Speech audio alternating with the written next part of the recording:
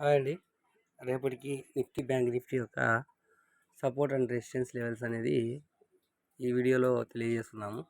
First వచ్చేసి నిఫ్టీకి 22,560, 22,547 మంచి రెసిస్టెన్స్గా కనపడుతుంది. రేపు ఈ ఏరియా నుంచి మనకు టార్గెట్ అనేది ఫిక్స్ చేసుకోవచ్చండి.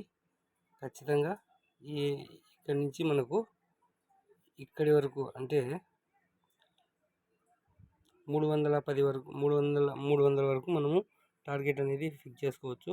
అంతకుమించి అయితే 276 ఫైనల్గా ఫిక్స్ చేసుకోవచ్చు.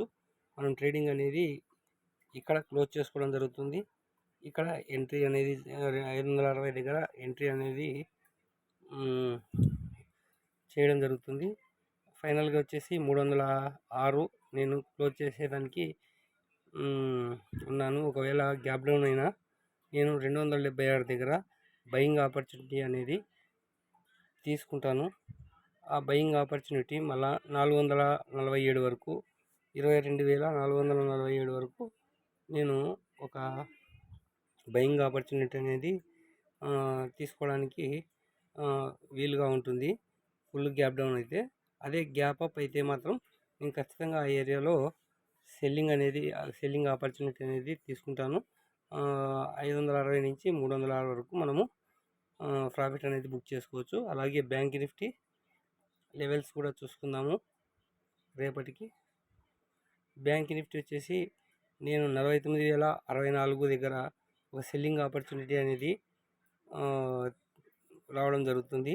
అక్కడి నుంచి 48,538 అంటే దాదాపు ఒక 500 పాయింట్ల దాకా మనకు ఇక్కడ టార్గెట్ అనేది రావడం జరుగుతుంది.